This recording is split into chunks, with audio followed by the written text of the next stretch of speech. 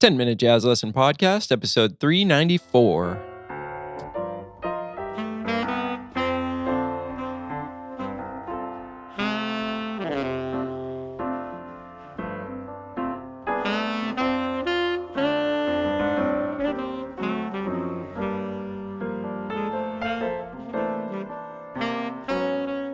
Hey, everybody, welcome back to episode 394, the 10-Minute Jazz Lesson Podcast. This is a new month, so this means a new series. And I've heard loud and clear from a lot of you out there that you really enjoy going through these tunes in sort of a step-by-step manner. So my goal is going to be to choose tunes that are interesting and also really, really great tunes to know and continue this series for a while because I figure it will give you something concrete to work on for the month and we can go right through the tunes and hopefully clear up any confusion that you might be having about some of these classic jazz standards. So last month, of course, we did Sweet Sue, and I think that was a great way to get started with this sort of new program to really guide you through something. This month, we're going to take a look at a tune that's a little bit more complicated, but the cool thing is not much more complicated. And we're really going to talk about some strategies to approaching the classic jazz standard, Have You Met Miss Jones? And this might be a tune that is a little bit scary to some of you, frankly, because of that bridge. But hopefully, through the next 4 episodes, we can really clear things up for you and teach you how to approach this in a more basic format and clear up some of that intimidation factor about this tune because to tell you the truth, it's not as hard as you might think it is. Okay, so one really important thing before we get into this. If you are somebody that has not studied this tune, please do not go out and look for a lead sheet for the tune. Let these episodes get you into learning this tune without any other guide. And this is a process that I want to teach you that you can use for any tune that you learn. So resist the urge to go out and find a lead sheet for it, to Google it, and then look at the paper. Just follow this method, and I think it'll really pay off for a lot of you out there. Do the things that I'm asking you to do episode by episode when I give you your action steps, and by the end of the month, you'll know the tune. Okay, so during this first episode of the month on this tune, we're going to talk about the basic form and the melody, as we're usually going to do. So, a lot of you may know the melody to this already, but if you don't, this would be the way to learn it. And even if you do know it, I'm going to ask you to do a couple of things that maybe you haven't done before. So, this will be valuable for you as well. So let's start with the kind of 10,000 foot view of this tune. And let's realize that it is 32 bars and the form is basically AABA. Now, there's a little bit of confusion in that because the second A section has a different ending because it propels us into the bridge. And then, of course, the last A section has a different ending because we're ending the tune there. But I think if you were to poll jazz musicians on this tune, professional jazz musicians, largely they would come back and say, yep, it's AABA, but just watch out for a couple of these tricky things that we're going to get into in future episodes. Okay. So we're also in the key of concert F major. That's where the tune starts and ends and largely centers around, with a few very, very important exceptions, again, that we will get into in future episodes. But just know that this tune is normally played in the key of concert F.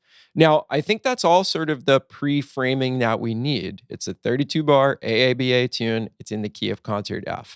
So now we immediately want to get into learning the melody, but obviously not off of a lead sheet. We want to learn this thing by ear because it's going to stick so much better in our ears, under our fingers, in our brains if we just never look at the melody ever. But here's one of the tricky things that I want to try to change through these series is that it's really hard to actually find a recording that's not stylized. And this can be one of the tricky things. I always tell my students, hey, please learn the melody by ear. I'm not going to give you a lead sheet. But then they go out and they check out a bunch of recordings from their favorite musicians playing it. And they come back and they say, well, I don't really know what is part of the melody. and what is this artist taking artistic license and, embellishing the melody. And yeah, I agree that's kind of a huge problem. At the end of the day, I don't think that it's a total detriment, because if you listen to enough recordings and you learn the melody off of enough recordings, you'll kind of be able to tell like what is part of the melody and what people are embellishing. But one of the things that I'm going to seek to do through these podcasts is give you a recording, a reference recording that largely is just the melody straight up. For a lot of these jazz standards, it's like the melody as the composer originally wrote it for a Broadway show or a movie or all the various places that these jazz standards generally come from. So this is one of those that has a pretty interesting melody, even if you play it straight up off the page. And that's what I'm going to do here. So, a couple of things that I want you to do. First of all, just listen to the melody a half dozen times without touching your instrument, anything like that. Just listen. Try to get it in your ears. Try to get it to the point where it feels totally familiar to your ears. You know what's coming.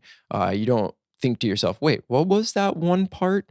Listen to it until it feels as natural as ever to hear that melody. Okay, so there's step one. Now, the second thing that I would like you to do is to sing it. But this is going to be a little bit different than last time, where the lyrics are a little bit more complicated. You really have to be able to line them up perfectly with the, rhythm of the melody. So on this one, I am totally fine with you singing just on a syllable. So dot ba do boo da, whatever it might be that feels swinging to you and feels like it's the right syllable to use. You have to trust yourself on that a little bit. But I'm not concerned as much with the syllables or anything like that as I am with the pitches, because this tune, as it gets into the bridge, which we'll discover later, it has some tricky things that it does. And being able to accurately sing the different pitches that exist in the first ending and the second ending, and then in the bridge, and then coming back into the last section, that's going to be a really important thing for you to be able to do with your voice. And hearing that against the harmony, so like singing over a backing track and being able to accurately represent what that tune is with your voice, is going to go a really, really long way on this tune to helping you at the end of the day really improvise over the top of it. So that's what I want you to focus on. Listen, then sing. And the singing part might take a while. You really might stumble over yourself in the bridge, and it might take you a lot of different tries. Then finally, when you feel like you're getting pretty good at that and you're giving a pretty accurate representation of the pitches and the rhythm, then finally the last step is to put it on your instrument. And remember, we're doing all of this by ear, right? We never looked at a sheet. So it's a three-step process that you can use that doesn't require any piece of paper. And this is going to be the beginning of learning this tune. So here's a little reference recording for you of me playing saxophone over it. One chorus of just the melody as straight up as I can play it. The original composition, nothing less, nothing more.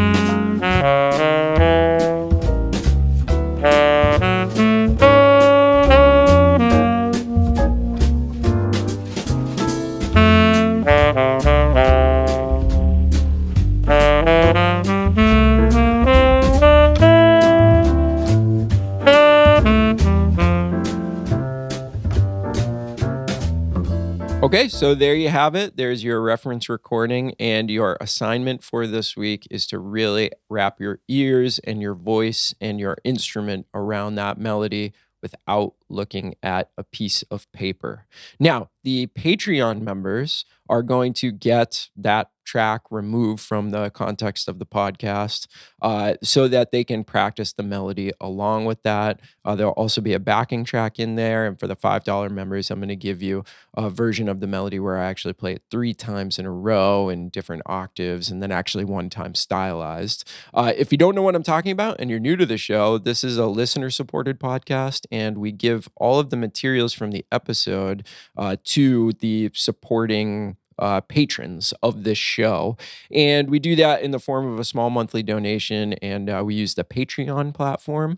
So if you would like to get these materials so that you can practice with them over the week and complete these assignments, simply go to our website, 10minutejazzlesson.com, click on one of the Patreon banners, and you can get yourself signed up today and get access to all the materials for every single episode that we've ever done. And that's a lot at this point. We're approaching almost 400 episodes.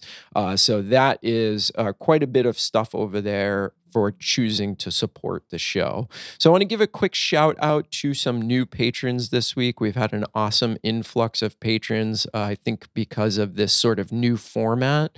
So thank you to all of our new patrons: Hervé, William, Reginald, Elliot, Michael, Sonke, Alex, Tirfat, Maximilian, John, Alan, and Chris. Thank you all so much for joining up to support the show. We could not do this without you. And if you are somebody that wants to support us and get all that fantastic stuff in return, again, it's 10minutejazzlesson.com. Click on one of the Patreon banners, get yourself signed up today for instant access to all of that stuff. All right, everybody, we will see you next week where we're going to talk about the A sections and some strategies for soloing over those chords. Have a great weekend. Hope everybody's staying safe and healthy, and we'll talk to you soon. Bye.